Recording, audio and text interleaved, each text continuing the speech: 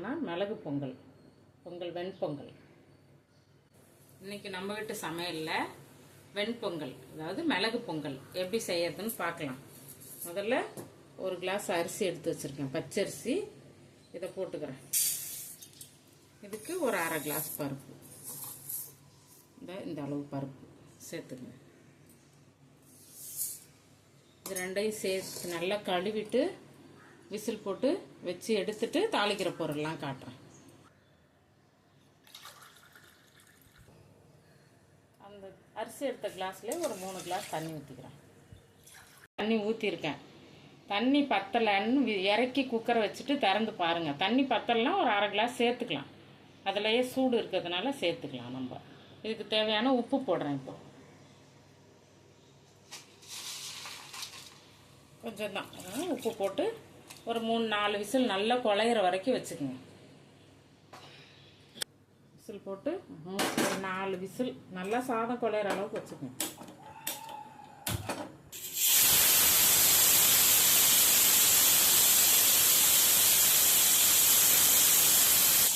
Whistle நல்லா இறங்கணுன்னா இப்படி திறந்து பாருங்க.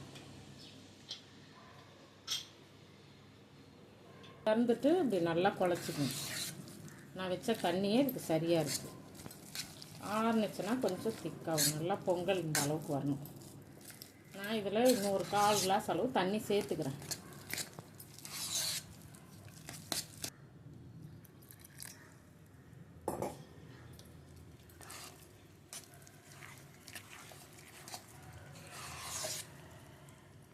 பொங்கல் எப்பயுமே 1 கிலோ அரிசிக்கு 1/4 கிலோ பருப்பு போடுங்க. கைத்தம்பருப்பு 1/4 கிலோ போடுங்க. நம்ம பொங்கல் நல்லா டேஸ்ட்டாக வரும், நல்லாவும் இருக்கும். 1 கிலோ 1/4 கிலோ தான் அளவு. அதுமாரி போட்டு செய்யுங்க. இந்த அளவுக்கு வந்து நல்லா குழஞ்சிருக்கு பார்த்தீங்களா? 4 விசில் விட்டு எடுத்தேன். அப்படி ஒரு கடாய் வச்சுக்கோங்க. பொங்கலுக்கு நெய் சேர்த்துக்கலாம். 2-3 ஸ்பூன் சேர்த்துங்க. நம்ம அளவு தான். பொங்கலில் நிறையவும் நெய் சேர்த்து சாப்பிட்லாம். நான் கொஞ்சம் நெய்யும் கொஞ்சம் எண்ணெயும் சேர்த்துக்கிறேன்.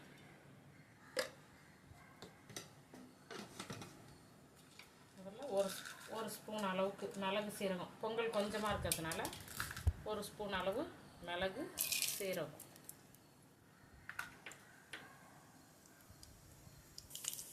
இந்த மிளகு சீரகம் நல்லா பொரியுது. நல்லா பொரிஞ்சதுக்கப்புறம் நம்ம மிளகு சீரகம் தூள் நுணுக்கி வச்சுருப்போம் எப்போயும் வீட்டில்.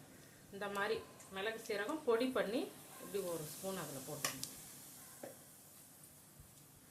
அது கூட கொஞ்சம் பெருங்காயம், இந்த அளவு ஒரு 1/4 ஸ்பூன் பெருங்காயம்.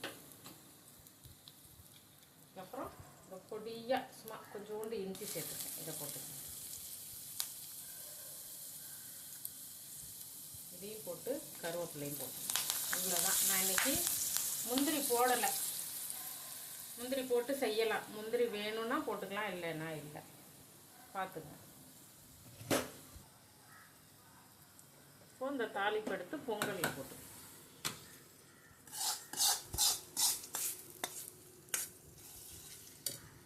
மறுபடியும் கடாய் வைங்க. சேர்த்துக்கணும். நெய்யே சேர்த்தா திகட்டுற மாதிரி இருக்கும். ரொம்ப நிறைய பொங்கல் செய்கிறவங்கன்னா கொஞ்சம் எண்ணெய் சேர்த்து செய்யுங்க. டால்டா வேணாம், ரீஃபைண்ட் ஆயில் இருந்தால் கொஞ்சம் ஊற்றி அதில் சேர்த்துங்க, நல்லாயிருக்கும். நிறைய நெய் போட்டு சாப்பிட்றதுக்கு இது நல்லா காஞ்சிருச்சு. இதையும் எடுத்து பொங்கலில் சேர்த்துக்கணும்.